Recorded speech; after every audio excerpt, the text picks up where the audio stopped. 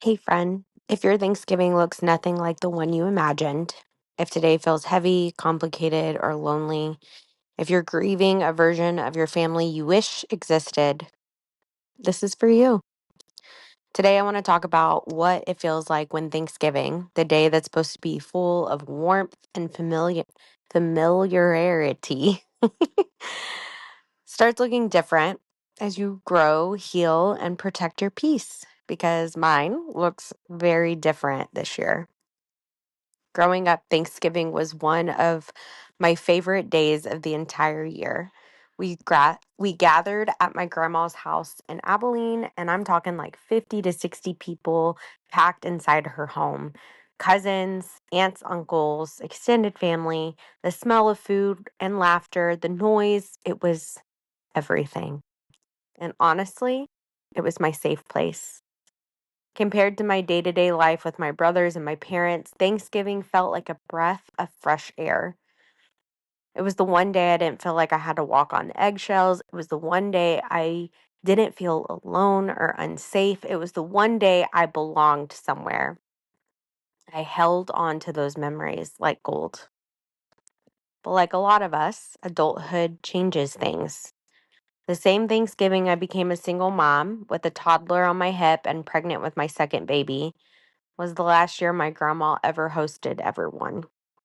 It was the first year also I realized, without any room for denial, that my biological dad was not a safe person. Not for me, not for my babies, not anymore.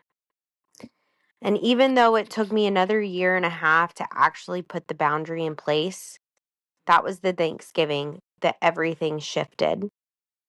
It was the beginning of choosing safety over tradition, healing over pretending, and truth over trauma. Fast forward to last Thanksgiving. Me and my husband and our four children packed up my car, his truck, and my enclosed trailer to go help my brother and his family move into their new home. We prayed that home in for them. Oh, we believed in God and favor, and He showed up in so many ways. We believed maybe finally we were getting part of our family back. We even took a Disney vacation with them, something we thought would never happen. But then everything hit the fan to the point where I am now no contact with pretty much all of my siblings, their significant others, and both of my parents. Not out of spite, not out of bitterness, but because the people who were supposed to love and protect us either physically put my children and my husband in front of a gun or were in the background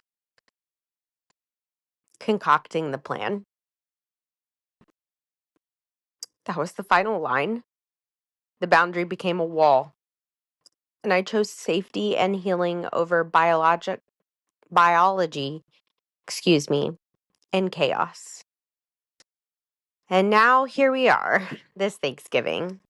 The plan was to spend the day with my aunt and uncle, who are two people who have always been like a mom and dad to me, and been Papa Jake and Grammy to my children.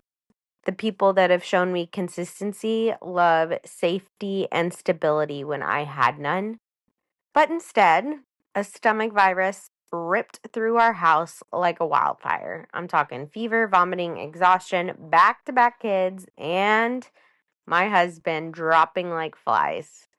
So last night, I threw a Hail Mary trying to get some groceries delivered so at least the few of us who feel decent could have something to eat today. And I'd be lying if I said I didn't feel like a failure. A little voice in the back of my head saying, "This isn't what Thanksgiving was supposed to look like. You failed again. Why can't you just have a normal holiday?" But here's what I'm learning right now. Just because Thanksgiving looks different doesn't mean you're failing. Just because your family doesn't look like the picture in your head doesn't mean you messed up your story. Just because everything feels upside down doesn't mean God walked away. Sometimes the plans fall apart, because you finally chose safety over dysfunction, because you protected your children, because you grew, because you broke generational patterns, because God pulled you out of places that would have destroyed you. This isn't failure. This is transformation.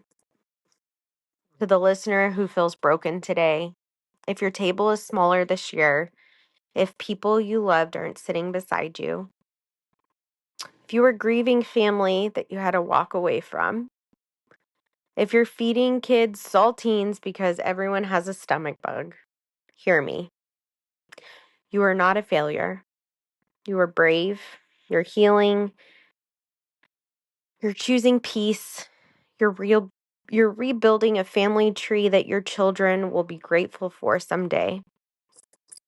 Psalms 147:3. He heals the brokenhearted and binds up their wounds. Romans 8:28. And we know that in all things God works for the good of those who love him. Even broken traditions, even boundary setting, even stomach bugs, even rebuilding from the ground up. So if this Thanksgiving looks messy, different, quiet, or painful, you are not failing. You are becoming. And if you need a safe place to land, to heal, to breathe, to walk through the hard stuff with women who get it, come join us inside the Freedom Foundry. It's where the old stories lose their power and new stories begin. The link will be in the description. Happy Thanksgiving, friends. Love y'all.